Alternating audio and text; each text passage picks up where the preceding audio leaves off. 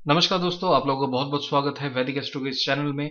आज हम बात करेंगे कि रूलिंग प्लैनेट्स इन केपी एस्ट्रोलॉजी। एक्चुअली ये रूलिंग प्लैनेट है क्या और कितने रूलिंग प्लैनेट हमें लेने चाहिए, कौन से रूलिंग प्लैनेट हमें छोड़ने चाहिए, कैसे रूलिंग प्लैनेट को हमें निकालना है, क्या सही 4 रूलिंग प्लैनेट काफी है, क्या 7 रूलिंग प्लैनेट लेने हैं, क्या 5 रूलिंग प्लैनेट लेने हैं, ये रूलिंग प्लैनेट है क्या। तो इन्हीं सब चीजों के बारे में आज हम बात करेंगे और देखेंगे प्रैक्टिकली कि रूलिंग प्लैनेट हमें कैसे निकालने हैं, क्या होता है रूलिंग प्लैनेट और क्यों केपी एस्ट्रोलॉजी में रूलिंग प्लैनेट की बहुत महत्व है।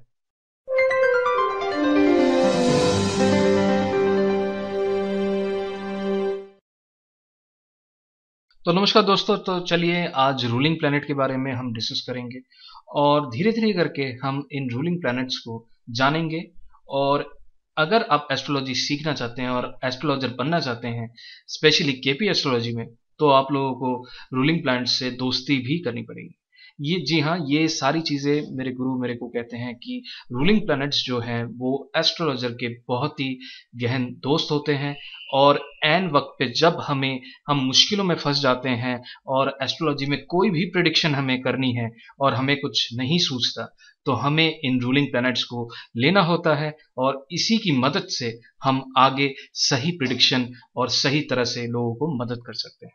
तो चलिए दोस्तों, आगे बढ़ते हैं और मैं आप लोगों को बताता हूं कि रूलिंग प्लैनेट्स लेने कैसे हैं और रूलिंग प्लैनेट्स होते क्या हैं। देखिए दोस्तों, रूलिंग प्लैनेट जो है वो जो गोचर के ग्रह हैं, या आप कह सकते हैं कि ट्रांजिट में जो ग्रह काफी इंपॉर्टेंट होते हैं और जो ग्रह चल रहे होते हैं और जो ग्रह हमारे एस्ट्रोलॉजर के माइंड को अफेक्ट करते हैं उस टाइम पीरियड पे, जब कोई भी सवाल या किसी भी चीज के बारे में हम उस चीजों को एनालाइज करना चाहते हैं और एज अ एस्ट्रोलॉजर हम सोचते हैं कि अब ये चीज हमारे हाथ में नहीं है और हम इसमें फंस चुके हैं, हमें वहां से निकलना है। तो उस मौके पर, उसी वक्त पर, जो गोचर के ग्रह होते हैं, जो ट्रांजिट के प्लैनेट्स होते हैं, वो हमें मदद करते हैं। तो इसलिए रूलिंग प्लैनेट्स को हमें जानना, हमें समझना और हमें दोस्ती करना बहुत जरूरी है।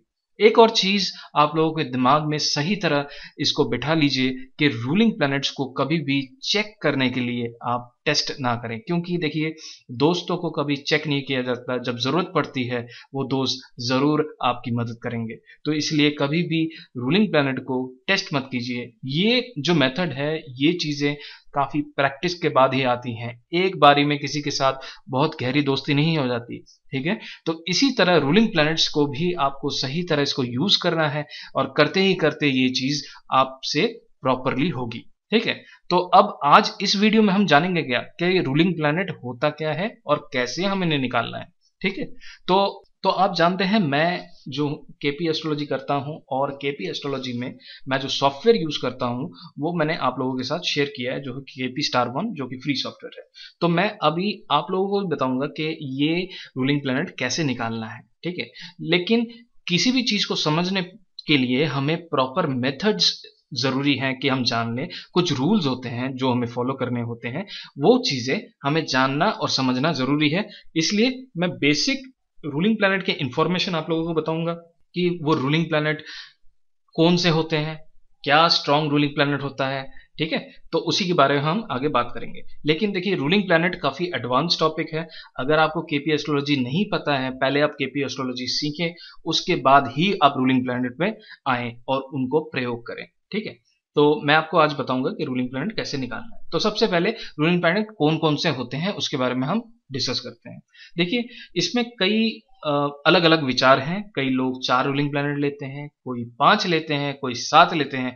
तो कैसे कैसे लेते हैं वो मैं बता देता हूं, फिर आप जैसे जैसे प्रैक्टिस करेंगे जो आपको सही लगेगा वो आप यूज कर सकते हैं। लेकिन आप मेरे से पूछेंगे मैं कितने रूलिंग प्लैनेट यूज करता हूं, तो मैं 5 करता हूं। कौन कौन से करता हूं वो मैं आप लोगों को बता दूंगा।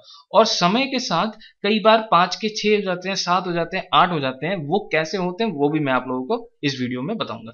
ठीक है, तो सबसे पहले आपको ये देखना है, जो इसमें कुछ चीज होती है, जब आप चार्ट बनाओगे तो इस पे आपको ये देखना है कि लगन जिसका चल रहा है उसका जो स्टार लॉर्ड है वो सबसे स्ट्रॉन्ग रूलिंग प्लैनेट बनता है।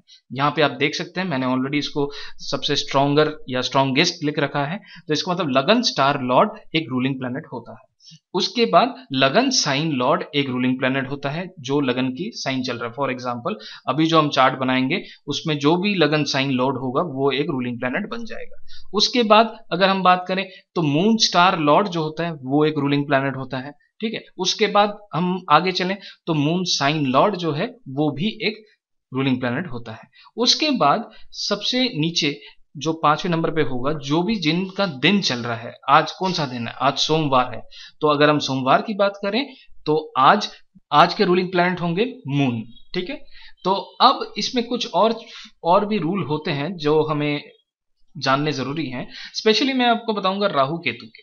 देखिए राहु केतु काफी पावरफुल होते हैं, इसलिए जनरली हम इनको छाया ग्रह नहीं मानते, क्योंकि आप सुनिए कि हर जगह प्रचलित है कि राहु केतु छाया ग्रह, राहु केतु छाया ग्रह। क्योंकि हम इन्हें इसलिए नहीं मानते क्योंकि आप देखेंगे जो छाया होती है वो अगर जैसे हम आगे बढ़ते हैं तो छाया भी आगे बढ़ते हैं, तो छाया हमसे इन्फ्लुएंस्ड है, ठीक है। इस चीज को समझिएगा, छाया जो है हमसे इन्फ्लुएंस्ड है, लेकिन एस्ट्रोलॉजी में राहु केतु जो है वो दूसरे ग्रहों को इन्फ्लुएंस करते हैं, तो वो बहुत ही पावरफुल होते हैं।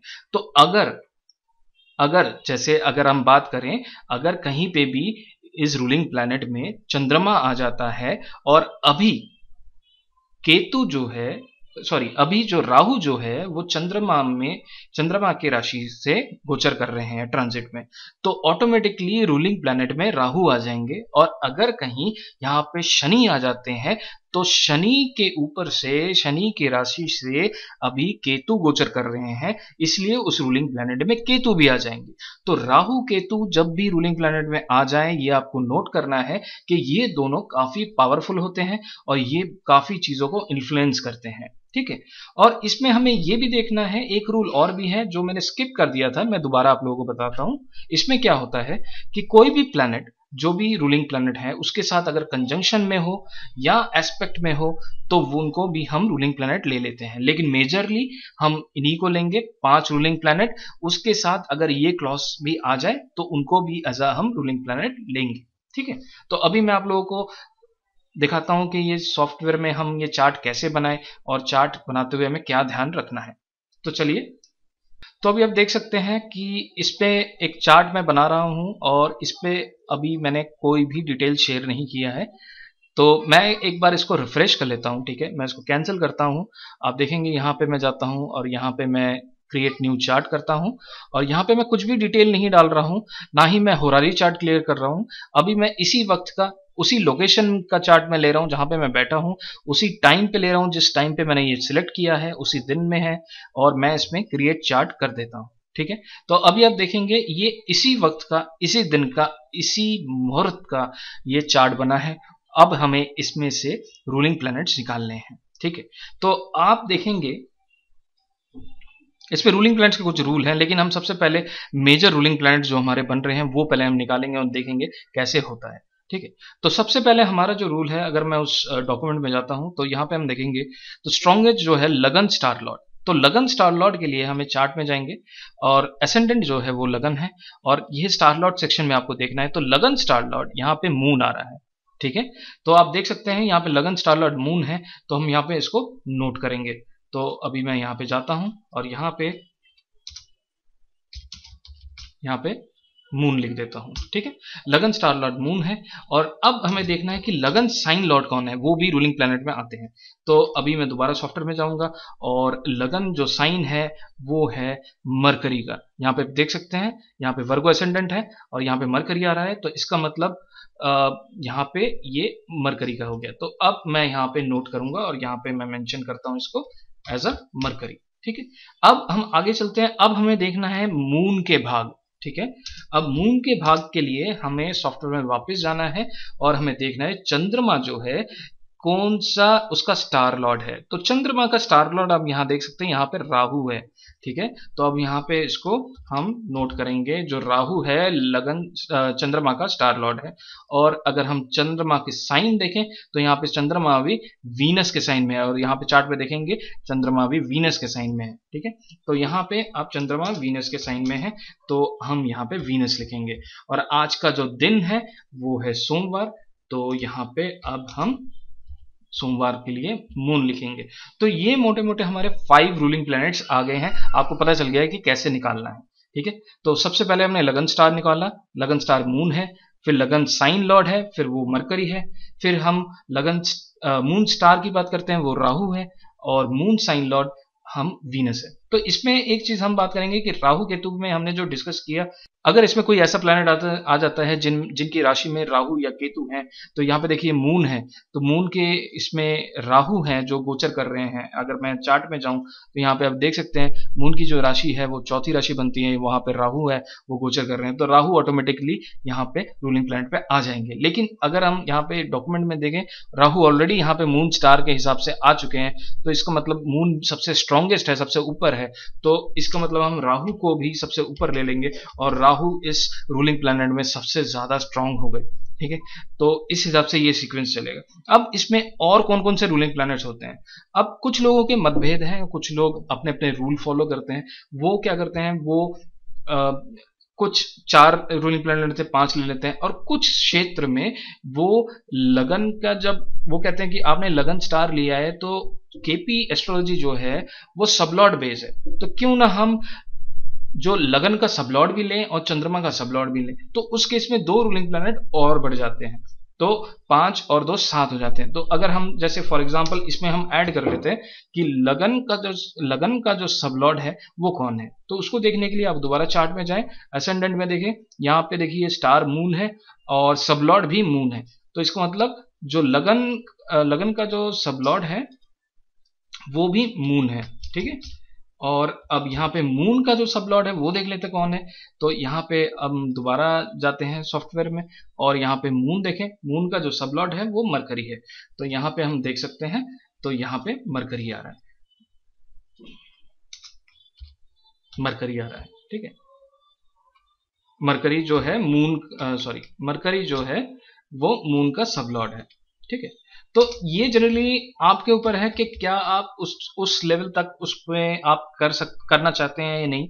लेकिन हम जो करते हैं, हम सिर्फ 5 ही रूलिंग प्लैनेट लेते हैं, उसमें लगन स्टार आता है, लगन साइन आता है, मून स्टार आता है, मून साइन आता है, ठीक है। अब इसके बाद कहीं पे भी आपको और मदद की जरूरत हो तो उस केस में हम बाकी के कुछ रूल्स होते हैं वो भी लगा सकते हैं, जो कंजंक्शन की बात हम कर रहे हैं, और जो हम बात कर रहे हैं एस्पेक्ट की। तो इस पे जो प्रभावी होता है रूलिंग प्लैनेट, जो प्रभावी की बात करें उसमें वो प्लैनेट प्रभावी होता है, अगर हम चार्ट की बात करें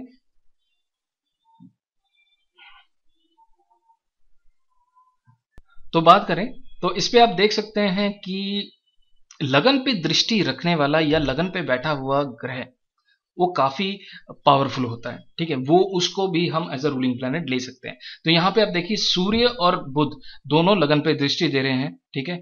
और कोई प्लैनेट दे रहे हैं वो हम चेक कर लेते हैं, राहु 1 2 3, राहु का भी नहीं, राहु केतु के जो दृष्टियां हैं वो हम केपी एस्ट्रोलॉजी में नहीं लेते हैं, लेकिन रूलिंग प्लैनेट्स में हम वो लेते हैं। तो ये आपको नोट करना है कि जब हम रूलिंग प्लैनेट्स निकाल रहे हैं तब हम केपी एस्ट्रोलॉजी में राहु केतु की भी दृष्टि लेते हैं, ठीक है। और यहाँ पे बुध और सूर्य की दृष्टि है लगन पे, तो सूर्य और बुध भी रूलिंग प्लैनेट में आएंगे, ठीक है। और किसी की प्लैनेट की अगर नहीं है तो वो नहीं आएगा। मून रूलिंग प्लैनेट में आया है, मून के साथ जुपिटर का कंजंक्शन है, तो इसलिए जुपिटर भी रूलिंग प्लैनेट में आ जाएगा, ठीक है। तो इस तरह से आपको रूलिंग प्लैनेट निकालने हैं, लेकिन इस लेवल तक आप तभी जाएंगे जब आपके आंसर उन रूलिंग प्लैनेट से सही तरह नहीं आ रहे, या आपको लग रहा है कि हमें कुछ रूलिंग प्लैनेट छोड़ने पड़ेंगे। अब देखिए हम बात करते हैं कि कुछ रूलिंग प्लैनेट हमें छोड़ने हैं, ठीक है। तो अगर कोई भी रूलिंग प्लैनेट हमें छोड़ना है तो उसका रीजन एक होगा कि अगर कोई प्लैनेट है जो कि रेट्रोगेटेड है, रेट्रोगेटेड इन द सेंस, अगर आप देखें जो वक्री प्लैनेट है उनको हमें रूलिंग प्लैनेट में छोड़ना है, क्योंकि वक्री जो प्लैनेट होता है वो जनरली घटनाओं को डिनाई करता है या डिले करता है, ठीक है। तो उस केसेस में हमें वक्री प्लैनेट को छोड़ना है। अगर हम अभी की बात करें तो जुपिटर और मरकरी जो हैं ये वक्री प्लैनेट है, तो इसलिए हमारे जो रूलिंग प्लैनेट निकले हैं उनमें से हमें मरकरी को छोड़ना है, तो मरकरी को हम छोड़ देंगे, ठीक है।